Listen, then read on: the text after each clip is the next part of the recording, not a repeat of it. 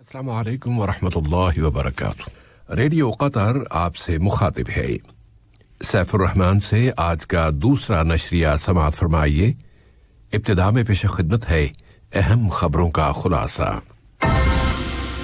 مجلس شورا نے آج اپنا معمول کا ہفت روزہ اجلاس منعقد کیا ہے۔ قطر کی جانب سے فلسطین اور سوڈان کے بھائیوں کے لیے انسانی اور طبی امداد۔ وزارت صحت عامہ نے متنبہ کیا ہے کہ اگر کورونا سے متاثر ہونے والوں کی تعداد میں اسی طرح اضافہ جاری رہا تو پھر پابندیوں کے سابقہ مراحل کی طرف واپس چلا جائے گا اور کل اسپورٹس ڈے کے موقع پر احتیاطی تدابیر میں یا احتیاطی تدابیر کی سختی سے پابندی کی جائے گی۔ مسئلہ فلسطین کی مدد اور حمایت کے لیے عرب وزرائے خارجہ کا ایک اجلاس۔ اور بائیڈن نے کہا ہے کہ تہران کے خلاف امریکی پابندیاں برقرار رکھی جائیں گی۔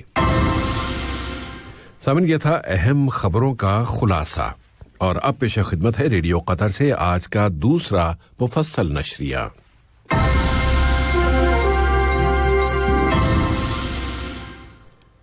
بسم اللہ الرحمن الرحیم۔ مجلس شورا نے اپنے ہفت روزہ اجلاس میں جو اس کے اسپیکر جناب احمد بن عبداللہ بن زید آل محمود کی صدارت میں ویڈیو کمیونیکیشن کے ذریعے منعقد کیا گیا، اس کے ایجنڈے میں شامل متعدد موضوعات پر بحث کی ہے۔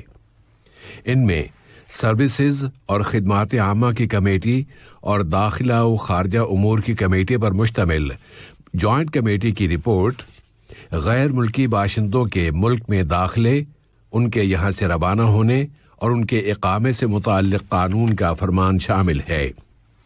اس کے علاوہ شورا کے متعدد اراکین کی جانب سے کی گئی درخواست پر کہ لیبر کے امپلائرز کی تبدیلی اور اطلاع دیے بغیر ملک سے ان کے چلے جانے کے نکات پر عام بحث کی جائے۔ یہ درخواست آج کے مناقشے میں زیر بحث آئی ہے۔ مجلس شورا کے اسپیکر نے مجلس کو بدعنوانی اور کرپشن کے خلاف پارلیمانی ممبران کی عالمی تنظیم کی ایگزیکٹو کمیٹی کے اجلاس کے نتائج سے بھی آگاہ کیا۔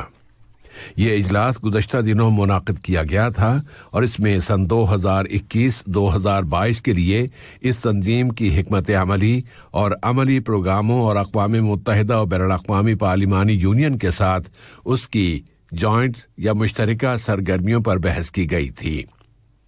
یہ بین الاقوامی تنظیم چاہتی ہے کہ دوحہ میں قائم کیے گئے اس کے دفتر کو بہت فعال اور ایکٹیو کیا جائے اور اس کے کام کو مزید فروغ دیا جائے۔ معاون وزیر خارجہ اور وزارت خارجہ کی سرکاری ترجمان محترمہ لولوا بنت راشد الخاطر نے سالانہ بین الاقوامی کانفرنس سے خطاب کیا ہے، جس کا عنوان تھا موجودہ بین الاقوامی بحرانوں کے سامنے قانون، وسائل اور چیلنجز۔ قطر یونیورسٹی کے لاء کالج نے اس کانفرنس کا اہتمام کیا تھا اور محترمہ نے اپنے اس خطاب میں اس امر پر زور دیا ہے کہ بین الاقوامی سسٹم اور نظام کو انسانی اقدار کا نمائندہ ہونا چاہیے۔ جنوب مشرقی ایشیا کے ملکوں کی تنظیم آسیان کے سیکرٹری جنرل جناب داتو لیم ہوک ہوئی نے آسیان کے لیے قطری سفیر محترمہ فوزیہ بنت ادریس السلیتی سے ویڈیو ٹیکنالوجی کے ذریعے ان کی اسناد سفارت وصول کی ہیں۔ جنوب مشرقی ایشیا کے ملکوں کے سیکرٹری جنرل نے قطر اور آسیان کے درمیان قائم منفرد تعلقات کی تعریف کی۔ انہوں نے قطری سفیر کے کام میں ان کی کامیابی اور آسیان کے ساتھ قطر کے تعلقات کے مزید فروغ کی تمنا کا اظہار کیا۔ قطر کی سفیر نو نے بھی اس موقع پر کہا کہ قطر اور آسیان کے درمیان مختلف شعبوں، خاص طور پر اقتصادی، تجارتی اور سرمایہ کاری کے شعبوں میں فروغ دینے کے لیے کام کرنے کے لیے وہ پوری طرح تیار ہے۔ غزہ کے بھائیوں کے لیے قطر کی انسانی امداد کے دائرے میں غزہ کی تعمیر نو کے لیے قطری کمیٹی کے صدر سفیر محمد العمادی نے اعلان کیا ہے کہ قطر عنقریب غزہ کی پٹی کے جنوبی شہر رفح میں حمد بن جاسم جنرل اسپتال کی تعمیر اور اس کی تیاری کے پروجیکٹ کا پہلا مرحلہ شروع کرنے والا ہے، اور اگلے چند روز کے اندر اندر گردوں کی صفائی کے لیے نورا بنت راشد بن محمد الکعبی سینٹر کا بھی افتتاح کر دیا جائے گا۔ انہوں نے غزہ کی پٹی کے باشندوں کے لیے $360 ملین کے نئے عطیے کا بھی ذکر کیا۔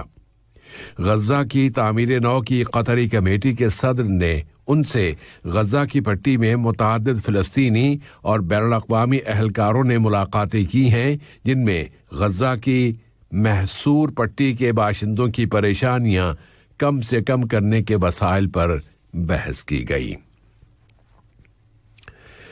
غزہ کے ساتھ ساتھ امداد فراہم کرنے والے قطری ہاتھ سوڈان بھی پہنچ رہے ہیں، اور قطر سے ایک اور طیارہ طبی سامان لے کر الخرطوم کے ہوائی اڈے پر پہنچا ہے۔ اس امداد کا مقصد سوڈان کے طبی شعبے کی مدد کرنا ہے۔ سوڈان کے لیے قطر کے سفیر نے کہا ہے کہ یہ قطری امداد دونوں برادر ملکوں کے درمیان منفرد تعلقات کے دائرے میں فراہم کی جا رہی ہے۔ انہوں نے انسانی امداد کے ساتھ ساتھ سروسز اور ڈیولپمنٹ کے مختلف شعبوں میں سوڈان کی مدد و حمایت پر مشتمل قطر کے موقفوں کی طرف بھی اشارہ کیا۔ ادھر سوڈان کی وزارت صحت نے قطر، اس کی حکومت اور عوام کا شکریہ ادا کیا ہے کہ اس کی جانب سے سوڈان تم سلامت رہو نامی مہم کے تحت سوڈان کی مسلسل مدد کی جا رہی ہے۔ وزارت صحت عامہ نے اعلان کیا ہے کہ ملک میں کووڈ-19 کے مزید 427 مصدقہ کیسز رجسٹر ہوئے ہیں، اور مزید 123 مریض اب صحت یاب ہو گئے ہیں۔ ایک مریض فوت ہو گیا ہے جسے ضروری طبی سرپرستی فراہم کی گئی تھی۔ وزارت صحت نے زور دے کر کہا ہے کہ اگر پازیٹیو کیسز کی تعداد اور اسپتالوں میں داخل ہونے والے افراد کی تعداد میں اگلے 1 یا 2 ہفتوں کے اندر بھی اسی طرح اضافہ جاری رہا تو پھر پورے ملک میں اضافی پابندیاں عائد کر دی جائیں گی اور پابندیوں کے سابقہ مراحل کی طرف واپس چلا جائے گا۔ دریاسنا کابینہ کے فیصلے کی بنیاد پر 370 اشخاص کو پبلک پراسیکیوشن کے حوالے کر دیا گیا ہے کہ انہوں نے فیس ماسک کا استعمال نہیں کیا تھا۔ پھر 7 ایسے اشخاص کو پروسیکیوشن کے حوالے کیا گیا ہے جنہوں نے گاڑی میں مقررہ تعداد کے حکم کی خلاف ورزی کی تھی۔ اسی طرح 7 دوسرے اشخاص کو بھی ہوم کوارنٹینا کی شرطوں کی خلاف ورزی پر پبلک پروسیکیوشن کے حوالے کیا گیا ہے۔ حمد جنرل اسپتال کے میڈیکل ڈائریکٹر ڈاکٹر یوسف المسلمانی نے کہا ہے کہ کورونا وائرس سے متاثر ہونے والوں کی روزانہ کی تعداد تشویش کی باعث ہے، اور ضروری ہے کہ اب پہلے سے بھی کہیں زیادہ سختی کے ساتھ احتیاطی تدابیر کی پابندی کی جائے۔ دریاسنا کل اسپورٹس ڈے منایا جا رہا ہے، اور اسپورٹس ڈے کی انتظامیہ نے وزارت صحت کے ساتھ کوارڈینیشن کے ذریعے اسپورٹس ڈے کی سرگرمیوں اور ایونٹس کے بارے میں شرطوں اور ہدایات میں تبدیلی لائی ہے، اور اس سال کی تمام تر سرگرمیاں اور ایونٹس انفرادی ہوں گے، اور ایسے مقابلوں کی ہرگز کوئی اجازت نہیں دی جائے گی جن میں جسم ایک دوسرے سے ٹچ ہونے کا امکان ہو۔ اسی طرح ایک محدود اور چھوٹی سی جگہ پر مختلف ٹیموں کے درمیان مقابلے کرانے کی بھی ہرگز اجازت نہیں ہوگی۔ اسپورٹس ڈے کے موقع پر ہونے والی اسپورٹس کی سرگرمیوں کو دیکھنے کے لیے تماشائیوں کے جمع ہونے کی بھی ہرگز اجازت نہیں ہے، اور تمام سرگرمیوں کے دوران احتیاطی تدابیر کی سختی سے پابندی کی جائے گی۔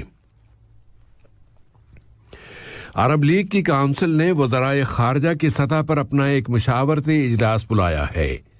عرب لیگ کے سیکریٹریٹ میں ہونے والے اس اجلاس میں وزرائے خارجہ کے اس ہنگامی اجلاس میں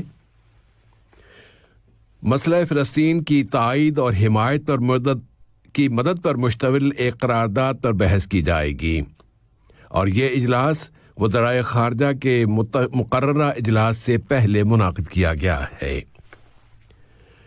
لیبیا کی عبوری حکومت کے سربراہ عبدالحمید دبیبہ نے تمام فریقوں سے اپیل کی ہے کہ وہ نئی انتظامیہ کے ساتھ مل جائیں تاکہ موجودہ تنازع کو ختم کیا جا سکے اور جمہوری طریقے سے کرائے جانے والے انتخابات کے مرحلے تک پہنچا جا سکے۔ لیبیا کے نئے وزیر اعظم نے مزید کہا ہے کہ ان کی حکومت ملک میں امن اور استحکام کی بحالی کے لیے سب کے ساتھ مل کر کام کرے گی اور کسی کو بھی نظر انداز نہیں کیا جائے گا۔ صومالیہ کی حزب اختلاف کی پارٹیوں کے اتحاد نے تجویز پیش کی ہے کہ پارلیمانی ممبران حزب اختلاف کے رہنماؤں اور سول معاشرے کے لیڈروں پر مشتمل ایک نیشنل کونسل تشکیل دے دی جائے جو آج صدر کی مدت صدارت کے ختم ہو جانے کے بعد ملک کے انتظامات چلائے، جبکہ صدر کے جانشین کے لیے کوئی بھی واضح منصوبہ موجود نہیں ہے۔ حزب اختلاف کے اس اتحاد نے صدر محمد عبداللہ فرماجو کی صدارت کی مدت میں کسی بھی اضافے پر متنبع کرتے ہوئے تجویز دی ہے کہ یہ کونسل اپنا ایک لیڈر منتخب کر لے جو پارلیمنٹ کی جانب سے نئے صدر کے انتخاب تک ملک کے معاملات کا ذمہ دار ہو۔ واشنگٹن اور تہران کے درمیان کھینچا تانی کے دوران امریکہ کے صدر جو بائیڈن نے اعلان کر دیا ہے کہ امریکہ ہرگز بھی ایران پر عائد کی گئی امریکی پابندیاں نہیں اٹھائے گا۔ امریکی صدر نے ایران سے کہا ہے کہ وہ فوراً ایٹمی سمجھوتے میں واپس آ جائے۔ ادھر ایران کے وزیر خارجہ محمد جواد ظریف نے پرزور انداز میں کہا ہے کہ ان کا ملک علاقے کے ملکوں کے ساتھ جن میں سر فہرست سعودیہ ہے ڈائیلاگ اور بات چیت شروع کرنے کے لیے تیار ہے، اور وہ ان کے ساتھ مل کر کام کرنے کو بھی تیار ہے تاکہ ایک دوسرے پر اعتماد بحال ہو سکے اور موجودہ کشیدگی کو ختم کرنے کے لیے اختلافات کو ختم کیا جا سکے۔ اور آج کے اس نشریے کی آخری خبر یہ ہے کہ امریکہ کے سابق صدر ڈونلڈ ٹرمپ نے امریکی سینٹ کی یہ اپیل قبول نہیں کی ہے کہ وہ اس کے سامنے پیش ہو کر ان کی امپیچمنٹ اور مواخذے سے متعلق قسم کھا کر اپنی گواہی دیں۔ یہ امپیچمنٹ کل شروع ہونے والی ہے۔ اس مواخذے میں سابق صدر ٹرمپ کو اس الزام کا سامنا ہے کہ انہوں نے گزشتہ مہینے جنوری کی 6 تاریخ کو اپنے حامیوں کو ابھارا تھا کہ وہ کانگریس کی عمارت پر چڑھائی کر دیں، اور چڑھائی کے اس واقعے میں ایک پولیس افسر سمیت 5 اشخاص قتل ہو گئے تھے۔ آج کا یہ نشریہ ختم ہونے سے قبل اہم خبروں کا خلاصہ ایک مرتبہ پھر سماعت فرما لیجیے۔ مجلس شورا نے آج اپنا معمول کا ہفتہ روزہ اجلاس منعقد کیا ہے۔ قطر کی جانب سے فلسطین اور سوڈان کے بھائیوں کے لیے انسانی اور طبی امداد۔ وزارت صحت نے متنبہ کیا ہے کہ اگر کورونا سے متاثر ہونے والوں کی تعداد میں اسی طرح اضافہ جاری رہا تو پھر پابندیوں کے سابقہ مراحل کی طرف واپس جایا جا سکتا ہے، اور کل اسپورٹس ڈے کے موقع پر احتیاطی تدابیر میں مزید سختی۔ مسئلہ فلسطین کی مدد و حمایت کے لیے عرب وزرائے خارجہ کا اجلاس، اور جو بائیڈن نے کہا ہے کہ تہران کے خلاف امریکی پابندیاں برقرار رکھی جائیں گی۔ ریڈیو قطر سے آج کا دوسرا نشریہ اپنے اختتام کو پہنچا۔ اگلا نشریہ کل صبح 9 بجے پیش کیا جائے گا انشاءاللہ۔